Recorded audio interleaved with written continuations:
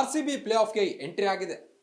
ಯಾವಾಗ ಫೈನಲ್ ಹೋಗ್ತೀವಿ, ಕಪ್ ಹೊಡಿತೀವಿ ಅಂತ ಕಾಯ್ಕೊಂಡು ಕೂತಿದ್ದಾರೆ. ಆದ್ರೆ IPL ಅಂತ ಬಂದಾಗ ಎಲ್ರಿಗೂ ಇರೋ ಡೌಟು, IPL ಸ್ಕ್ರಿಪ್ಟೆಡ್, ಯಾರು ಗೆಲ್ಬೇಕು ಅನ್ನೋದು ಮೊದಲೇ ಫಿಕ್ಸ್ ಆಗಿರುತ್ತೆ.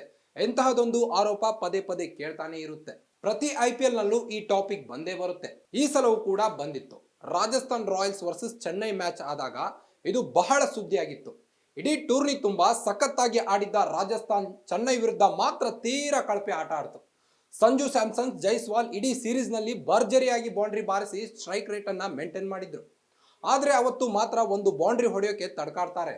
ಆಗ ಎಲ್ಲರೂ ಇದು ಪಕ್ಕಾ ಫಿಕ್ಸ್ ಅನ್ನೋಕೆ ಶುರು ಮಾಡಿದ್ರು. ಟ್ವಿಟರ್ ನಲ್ಲಿ ಕೂಡ ಟ್ರೆಂಡ್ ಆಗಿತ್ತು. ಇನ್ನು ಈ ಅಂಪೈರ್ಸ್ ಅವ್ರದಂತೂ ಡಿಸಿಷನ್ ನೋಡಿದ್ರೆ ತಲೆ ಹಾಳಾಗಿ ಹೋಗುತ್ತೆ. RCB ಬ್ಯಾಟಿಂಗ್ ಮಾಡಬೇಕಾದ್ರೆ ಸೇಮ್ ಬಾಲ್ ವೈಡ್ ಆಗಿತ್ತು. ಅದೇ ಮುಂಬೈ ಬ್ಯಾಟಿಂಗ್ ನಲ್ಲಿ ಗುಡ್ ಬಾಲ್ ಆಗಿತ್ತು. ಅದ್ಯಾವ ಲೆಕ್ಕಾಚಾರವೋ ಗೊತ್ತಿಲ್ಲ. ಆಗಲೂ ಇದೇ ಮಾತು ಬಂದಿತ್ತು, ನೀತು ಅಂಬಾನಿ ಅವರು ಅಂಪೈರ್ಸ್ ಗಳನ್ನ ಕೊಂಡಾಡಿದ್ದಾರೆ ಅಂತ. ಇದೆಲ್ಲದರ ಬಳಿಕ ಇನ್ನೊಂದು ಮುಖ್ಯವಾಗಿದ್ದು BCCI ಸೆಕ್ರೆಟರಿ ಜೈಶಾ ಹೇಳಿಕೆ. ಜೈಶಾ ಒಂದು ಭವಿಷ್ಯವನ್ನ ಹೇಳಿದ್ರು, ಫೈನಲ್ಗೆ RCB ಮತ್ತು SRH ಬಂದೇ ಬರುತ್ತೆ ಅಂತ.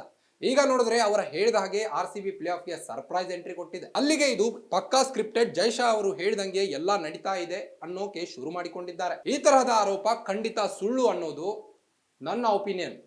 ಯಾರೋ ಒಬ್ರು ಇಬ್ರು ಆಟಗಾರರು ಫಿಕ್ಸ್ ಆಗ್ಬೋದು, ಆದ್ರೆ ಇಡೀ ಟೂರ್ನಿ ಖಂಡಿತ ಸ್ಕ್ರಿಪ್ಟೆಡ್ ಆಗೋದಕ್ಕೆ ಚಾನ್ಸೇ ಇಲ್ಲ.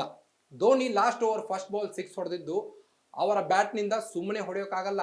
ಆಮೇಲೆ ಯಶ್ ದಯಾಳ್ ಕಮ್ ಬ್ಯಾಕ್ ಮಾಡಿದ್ದು ಅವರ ಟ್ಯಾಲೆಂಟ್ ಪ್ರಾಕ್ಟಿಕಲ್ ಆಗಿ ನೋಡಿದ್ರೆ ಇಡೀ ಮ್ಯಾಚ್ ಸ್ಕ್ರಿಪ್ಟೆಡ್ ಅಸಾಧ್ಯ. ಕಷ್ಟಪಟ್ಟು ಸ್ವಂತ ಶ್ರಮದಿಂದ ಪ್ಲೇ ಆಫ್ಗೆ ಬಂದಿದ್ದೀವಿ.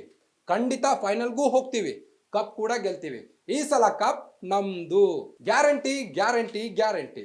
ಇದು ಗ್ಯಾರಂಟಿ ನ್ಯೂಸ್, ಸುದ್ದಿ ಖಚಿತ, ನ್ಯಾಯ ನಿಶ್ಚಿತ. ಗ್ಯಾರಂಟಿ ನ್ಯೂಸ್, ಸುದ್ದಿ ಖಚಿತ, ನ್ಯಾಯ ನಿಶ್ಚಿತ.